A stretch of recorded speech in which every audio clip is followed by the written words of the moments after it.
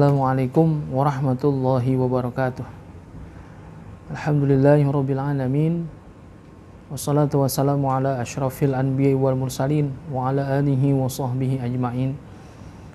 Amma ba'du. Ma'asyiral muslimin wal muslimat rahimakumullah. Satu hari Rasulullah ketika kumpul bersama-sama dengan para sahabat menceritakan bahwasanya akan datang di tengah-tengah kita, kata Nabi, seorang yang merupakan ahli surga, yang ketika dia masih hidup akan tetapi udah disebut sebagai ahli surga. Lalu para sahabat penasaran gitu, kira-kira siapa itu orang yang ketika dia masih hidup tapi udah disebut sebagai ahli surga.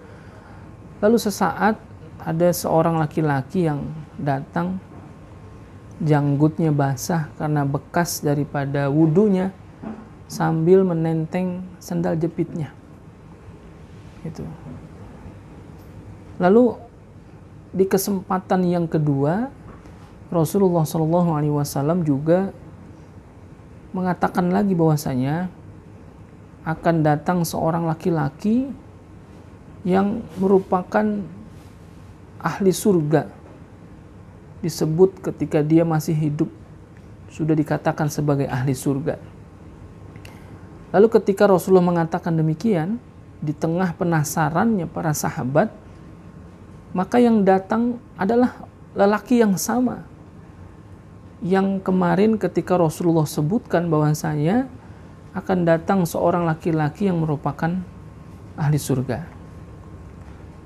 Lalu di kesempatan yang ketiga, ketika Rasulullah mengatakan bahwasanya akan datang seorang laki-laki yang merupakan ahli surga, masih di kesempatan itu juga, sahabat di tengah penantiannya yang luar biasa, ternyata yang datang adalah laki-laki yang sama juga, yakni adalah laki-laki dari golongan Ansor. Lalu sahabat bingung, mengatakan apakah orang yang seperti ini yang termasuk di dalam kategori ahli surga. Lalu sahabat Abdullah bin Amr bin As penasaran ya. Ketika orang itu pulang dari masjid, maka Abdullah bin Amr bin As mengikutinya sampai ke rumahnya. Nah, sampai di rumahnya, Abdullah bin Amr bin As, karena saking penasarannya, Rasulullah mengatakan bahwasanya dia adalah seorang yang ahli surga, yakni Abdullah bin Amr bin As, atau sering dikenal dengan Ibnu Umar, bahwasanya dia pengen tahu amalan apa yang dilakukan oleh laki-laki dari Ansor tersebut, sehingga Rasulullah mengatakan dia adalah termasuk ahli surga. Nah, sesampai di rumahnya, Abdullah bin Amr bin As ini mengatakan kepada laki-laki Ansor tadi, aku bertengkar dengan ayahku, dengan orang tuaku, sehingga izinkanlah aku untuk menginap di rumahmu ini selama 3 hari.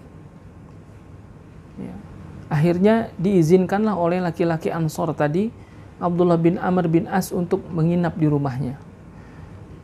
Sebenarnya Abdullah bin Amr bin As ingin menginap di rumah laki-laki Ansor tadi bukan karena ia bertengkar kepada orang tuanya, akan tetapi karena dia ingin tahu sebetulnya amalan apa yang dilakukan oleh laki-laki Ansor tadi.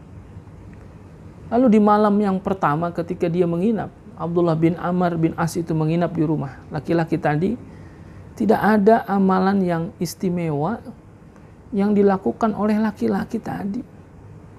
Ternyata di malamnya, di sepertiga malam, laki-laki Ansor tadi tidak melaksanakan sholat tahajud.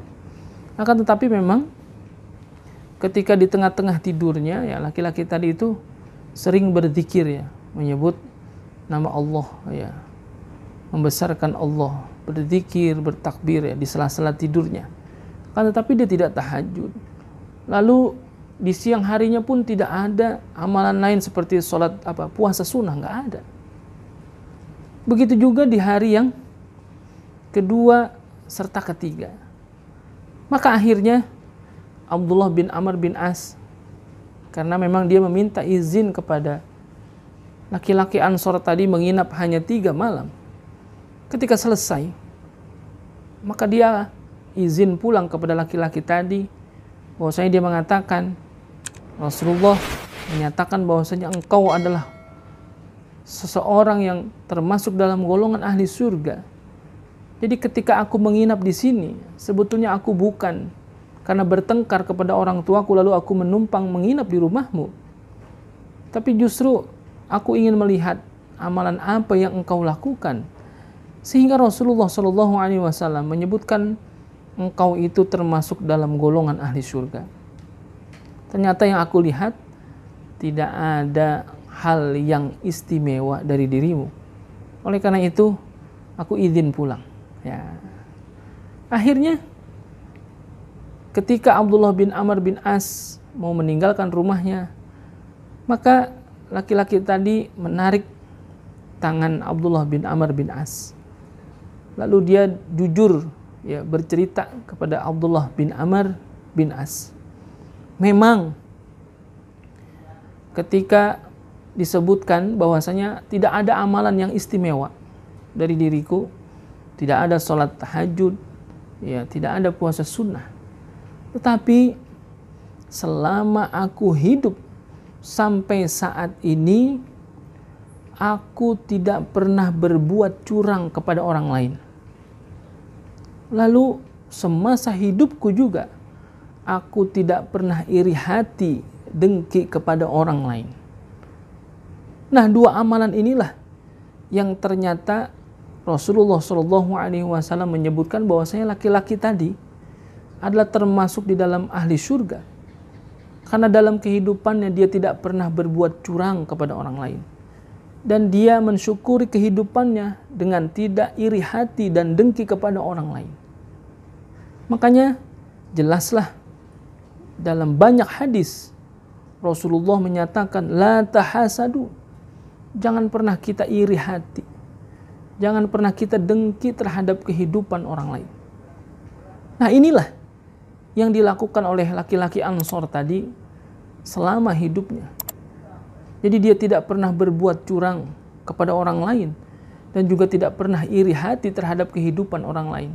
Dia jalani kehidupannya dengan penuh keikhlasan karena Allah Subhanahu wa taala. Dia jalani dengan penuh ketawaduan. Tidak pernah terbersit di dalam hatinya untuk berbuat curang kepada orang dan iri hati terhadap apa yang orang miliki, sehingga tidak ada perasaan untuk memiliki apa yang orang miliki. Oleh karena itu, hadirin jamaah sekalian, cerita ini, riwayat ini begitu luar biasa.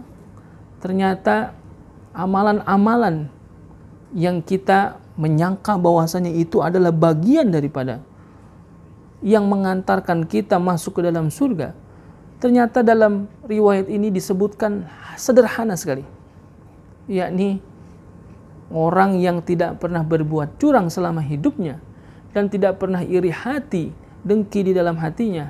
Ternyata Rasulullah menyebutkan orang itu adalah termasuk ke dalam golongan ahli surga. Mudah-mudahan kita senantiasa diberikan taufik dan hidayah oleh Allah Subhanahu wa taala.